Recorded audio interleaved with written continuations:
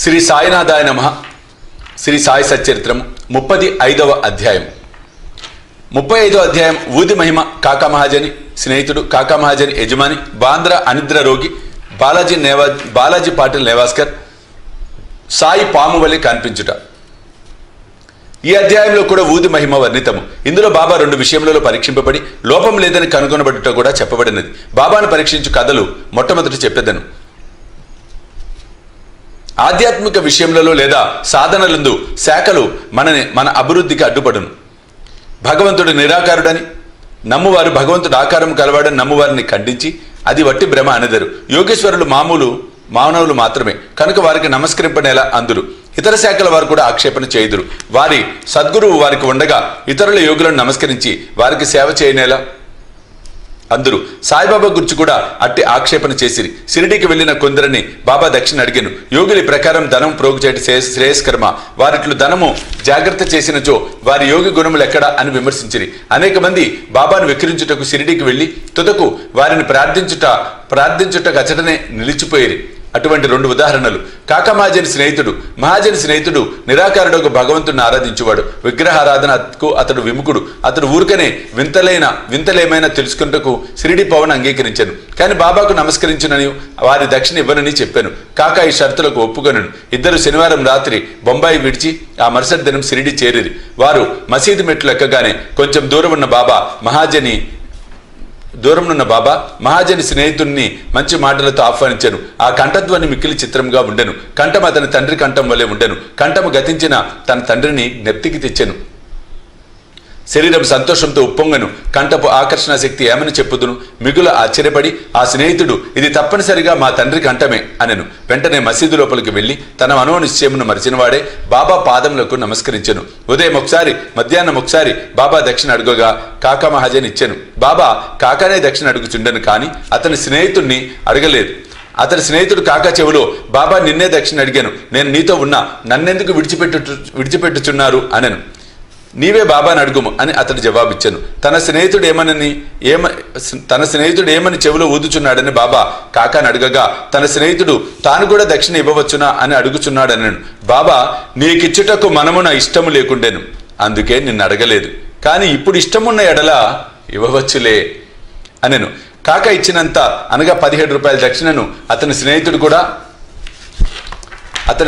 కూడా ఇచ్చెను. బాబా ఇప్పుడు కొన్ని మాటలు సలహా రూపమున ఇట్లు చెప్పాను. నీవు దానిని తీసివేయము, మనకు మధ్య ఉన్న అడ్డును తీసివేయము. అప్పుడు మనము ఒకరినొకరు ముఖాముఖి చూచుకొనగలము, కలుసుకొనగలము. పోవుటకు బాబా వారికి సెలవు ఇచ్చెను. ఆకాశము మేఘములతో కమ్మి ఉన్నప్పటికీ, వర్షము వచ్చినేమో అని భయము కలుగుచున్నప్పటికీ ప్రయాస లేకుండా ప్రయాణం సాగునని బాబా ఆశీర్వదించెను. ఇద్దరు సురక్షితంగా బొంబాయి చేరిరి. అతడి ఇంటికి పోయి తలుపు తీసరికి 2 పిచ్చుకలు చచ్చిపడి ఉండెను. ఇంకొకటి కిటికీ ద్వారా ఎగిరిపోయాను. తానే కిటికీ తెరిచి ఉంచినచో పిచ్చుకలు రక్షింపబడి ఉండును. వాని అదృష్టానుసారముగా అవి చచ్చెను. 3వ దాన్ని రక్షించుటకై బాబా త్వరగా తనను పంపెను అని అనుకొనెను. కాకా మహాజని యజమాని ఠక్కర్ థర్మ్సే జటాబాయ్ హైకోర్టు ప్లేడరు కంపెనీ కలదు. దానిలో కాకా మేనేజర్గా ఉండెను. యజమానియు మేనేజర్ను అన్యోన్యంగా ఉండేవారు. కాకా షిరిడీకి అనేక సార్లు పోవుట, కొన్ని దినములు అచ్చట ఉండి తిరిగి బాబా అనుమతి పొందివచ్చుట మొదలగునవి టక్కర్కు తెలియను. కుతూహలం కోసము బాబాను పరీక్షించే ఆసక్తితో టక్కర్ కాకాతో హోలీ సెలవులలో షిరిడీకి పోవ నిశ్చయించను. కాకా ఎప్పుడు తిరిగి వచ్చును అన్నది నిశ్చయంగా తెలియదు కనుక టక్కర్ ఇంకొకరిని వెంట తీసుకుని వెళ్ళాను. ముగ్గురు కలిసి బయలుదేరి బాబాకి చుట్టుకై కాకా 2 సార్లు ఎండు ద్రాక్ష పండ్లు గింజలతో ఉన్నవి దారిలో కొనెను. వారు షిరిడీకి సరైన వేళకు చేరి బాబా దర్శనముకై మసీదుకు పోయిరి. అప్పుడు అక్కడ బాబా సాహెబ్ తర్కడ్ ఉండెను. టక్కర్ మీరెందుకు వచ్చిరని తర్కడ్ని అడిగాను.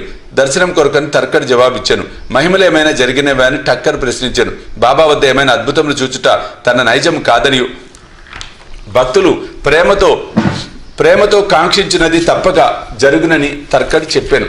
కాక బాబా పాదములను నమస్కరించి ఎండు ద్రాక్ష పండ్లను అర్పించాను. బాబా వారిని పంచిపెట్టమని ఆజ్ఞాపించాను.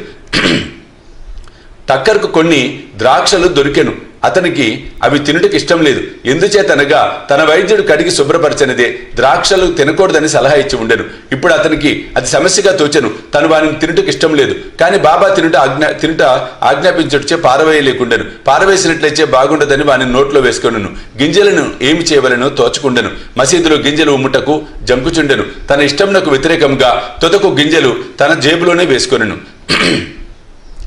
బాబా యోగి అయినచో తన ద్రాక్ష పండ్లు ఇష్టం లేదని తెలియదా? బాబా వాని నేల బలవంతంగా ఇచ్చెను. ఈ ఆలోచన అతని మనసును తట్టగానే బాబా ఇంకొన్ని పండ్లను ఇచ్చెను. అతడు వానిని తినలేదు, చేతిలో పట్టుకొనెను. బాబా వానిని తినుమనెను. వారి ఆజ్ఞానుసారం తినగా వానిలో గింజలు లేకుండెను. అందుకు అతడు ఆశ్చర్యపడెను, అద్భుతములు చూడలేదనుకోనెను.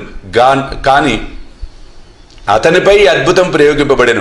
బాబా తన మనసును కనిపెట్టి గింజలు గల ద్రాక్ష పండ్లను గింజలు లేని వానిగా మార్చివేశాను. ఏమి ఆశ్చర్యకరమైన శక్తి! బాబాను పరీక్షించుటకు తర్కడికెట్టి ద్రాక్షలు దొరికెనని అడిగాను. గింజలతో ఉన్నవి దొరికెనని తర్కడి చెప్పాను. టక్కర్ ఆశ్చర్యపడెను. తన యందు ఉద్భవించుచున్న నమ్మకము దృఢపరచుటకై బాబా యథార్థముగా యోగి అయినచో ద్రాక్ష పండ్లు మొట్టమొదట కాకాకి ఇవ్వవలెను అనుకొనెను. అతని మనసునందున ఈ సంగతి కూడా గ్రహించి బాబా కాకా వద్ద నుంచి ఎండు ద్రాక్షల పంపిణీ ప్రారంభించవలెనని ఆజ్ఞాపించెను. ఈ నిదర్శనంతో టక్కర్ సంతృష్టి చెందెను. శ్యామ టక్కర్ను కాకా యజమానిగా బాబాకు పరిచయం చేశాను. అందుకు బాబా ఇట్లనెను, అతడెట్లు వీనికి యజమాని కాగలడు? అతని యజమాని వేరొకరు కలరు. కాకా ఈ జవాబుకు చాలా ప్రీతి చెందెను. తన మనోనిశ్చయమును మరచి టక్కర్ బాబాకు నమస్కరించి బాడకు తిరిగిపోయాను. మధ్యాహ్న హారతైన పిమ్మట వారందరూ బాబా వద్ద సెలవు తీసుకున్నట్టుకు మసీదు పోయిరి. శ్యామ వారి పక్షమును మాట్లాడాను. బాబా ఇట్లు చెప్పతొడంగెను, ఒక చెంచల మనస్సు గల ఒక పెద్ద మనిషి ఉండెను. అతనికి ఆరోగ్యము ఐశ్వర్యము కూడా ఉండెను. ఎట్టి విచారములు లేకుండెను. అనవసరమైన ఆరాటము పైన వేసుకొని అక్కడక్కడ తిరుగుచూ మనశ్శాంతిని పోగొట్టుకొనుచుండెను. ఒక్కొక్కప్పుడు భారములన్నీ వదిలివేయుచుండెను, మరొకప్పుడు వానిని మోయుచుండెను. అతని మనస్సుకు నిలకడ లేదు. అతని స్థితి కనికరించి నేను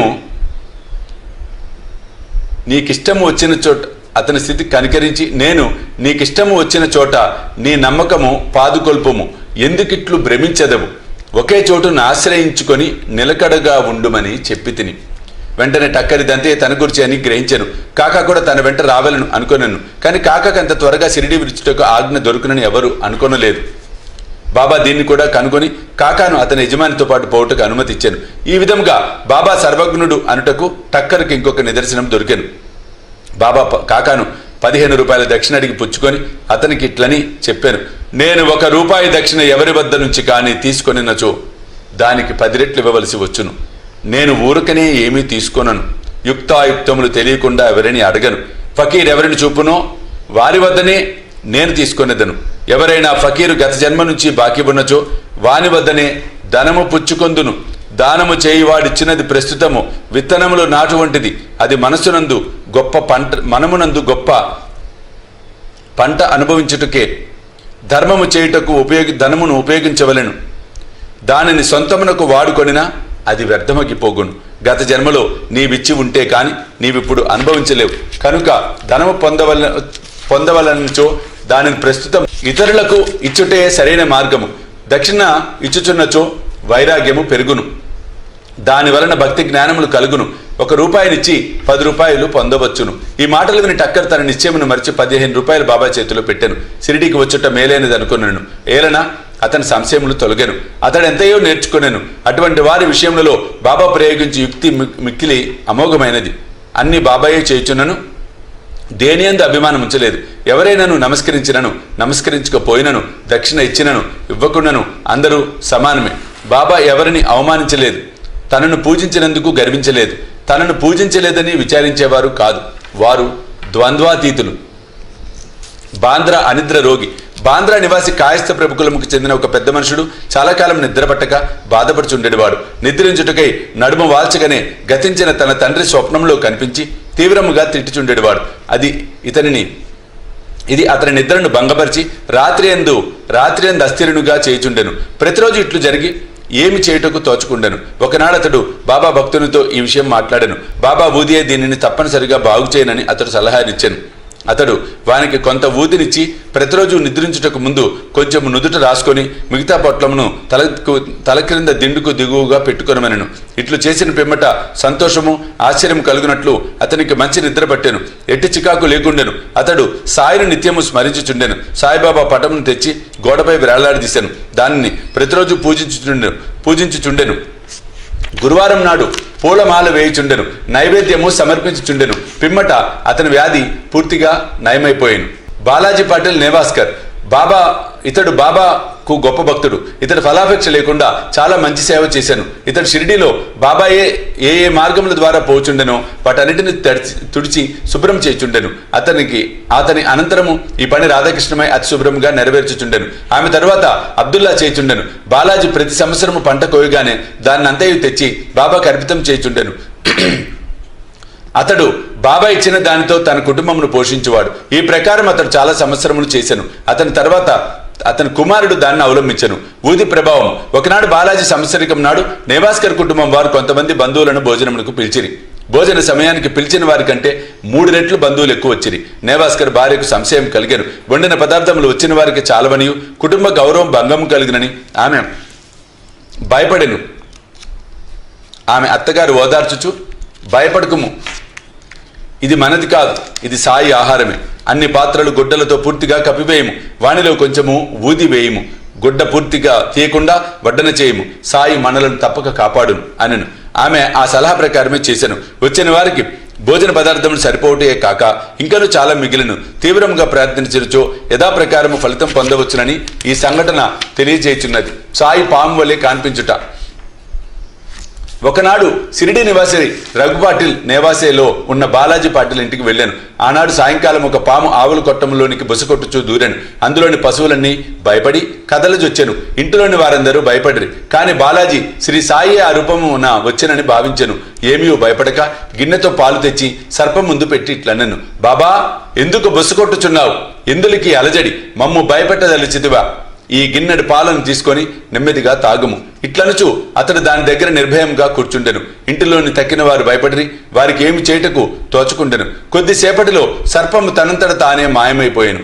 ఎంత వెతికినను కనిపించలేదు. బాలాజీకి 2 భార్యలు, కొంతమంది బిడ్డలు ఉండిరి. బాబా దర్శనముకే వారు అప్పుడప్పుడు సిరిడికి పోచుండేవారు. బాబా వారి కొరకు చీరలు, బట్టలు కొని ఆశీర్వచనములతో ఇచ్చుచుండేవారు. 35వ అధ్యాయం సంపూర్ణము. సద్గురు శ్రీ సాయినాథ్ అర్పణమస్తు. శుభం భవతు.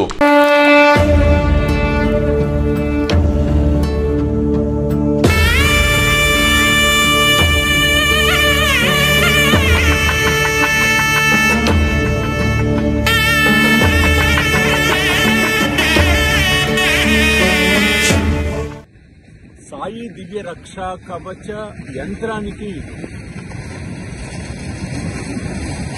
స్వర్ణ కవచం, స్వర్ణ తాపడం మనం చేయించబోతూ ఉన్నాం.